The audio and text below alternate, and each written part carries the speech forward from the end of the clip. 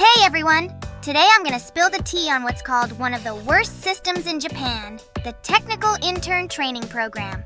Guess what? Japan is planning to amend this system by mid-2024. So let's dive into what's the big deal with this system.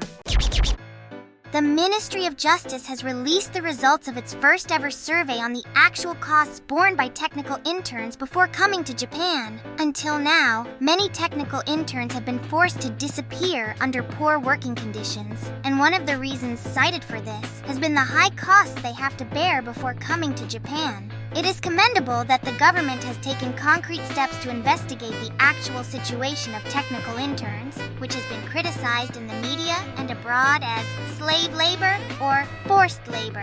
Furthermore, the Minister of Justice mentioned on the 29th about revisiting the technical intern system itself due to the discrepancy between the purpose of the system and its actual operation. Specific system changes are expected to be discussed in the autumn special session of the Diet.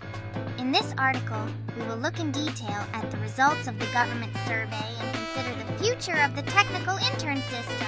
The survey conducted by the Ministry of Justice shows that technical interns from Vietnam, China, Cambodia, and other countries bear debts equivalent to about 2 years of their annual income.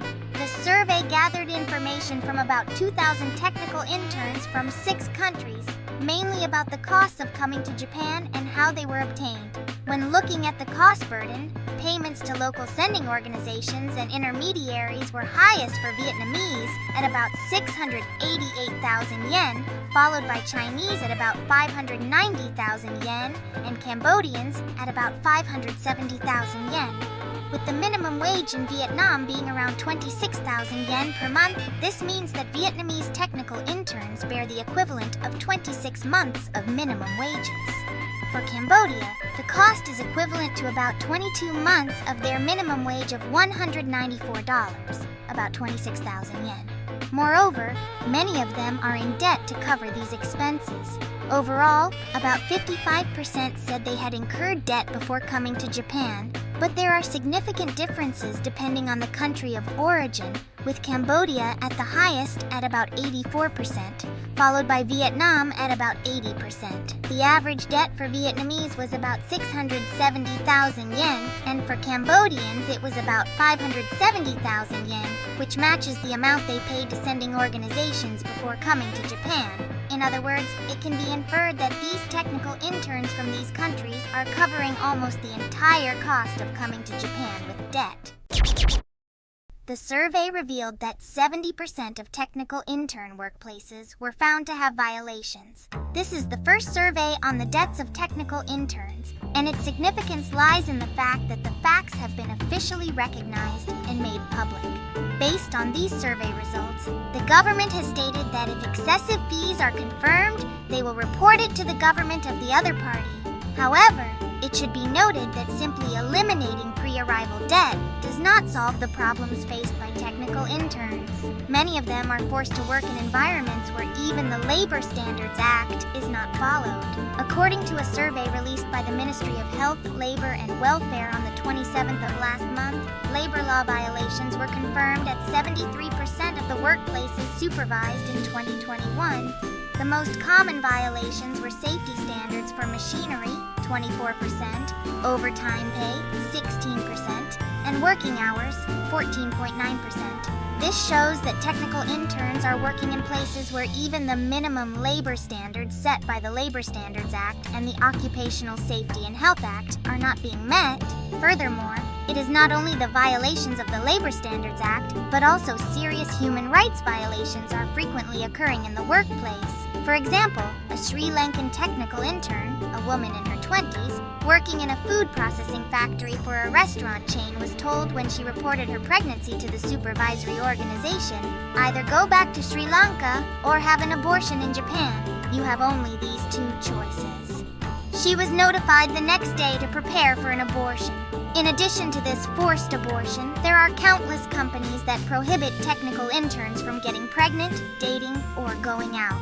The prohibition of changing jobs institutionalizes human rights violations. The reason they have to continue working in such conditions is that the Japanese system prohibits technical interns from changing jobs. For example, it is common for trainees to be fired for pointing out violations of the Labor Standards Act. In such cases, the interns lose their resident status and are forced to return to their home country with their debts still outstanding. There are some cases where a transfer is approved if it can be proven that the company is at fault, but such proof is not easy. Therefore, even if there are unpaid wages, occupational accidents, sexual harassment, or violence, they are forced to continue working. Companies understand that it is not easy for them to quit, so they continue to ignore the poor working conditions. Furthermore, the Technical Intern Training Organization, which is supposed to protect the rights of technical interns, has even been involved in incidents where they have assisted companies in illegal activities. Moreover, if the debt repayment is not completed, it is difficult even to disappear and lose income temporarily. Under such a system that does not allow transfers, technical interns are being forced to work. Will the Technical Intern Training Program be revised? The Technical Intern Training Program, plagued by issues such as forced abortions, violence, and non-payment of wages, is under global criticism. The U.S. Department of State pointed out in its 2022 Trafficking in Persons report that technical intern trainees are being subjected to forced labor and criticized the Japanese government's response. U.S. report criticizes forced labor in Japan's technical intern training and the government's response. Amid such criticisms, the Minister of Justice mentioned the revision of the Technical Intern Training Program for the first time. The specifics of the revision will be discussed, and the details are not yet clear. However, as it seems evident, unless the ban on changing jobs, which ties technical intern trainees to poor working conditions, is lifted, even if the debt issue is somehow resolved, or minor adjustments are made to the system, or the name is changed, the current situation of human trafficking is unlikely to change.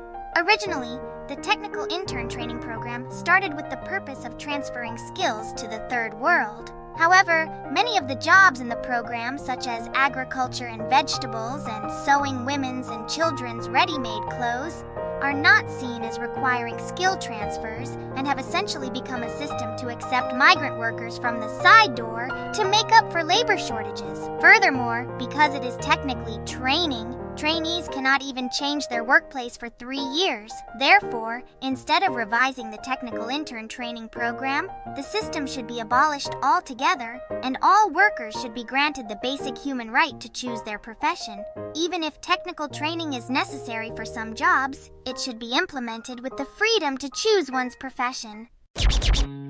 That wraps up today's explanation. Thank you so much for sticking with me till the end. To those of you who hit the thumbs up even on my previous videos, you truly lift my spirits. I'll keep giving it my all. See you next time.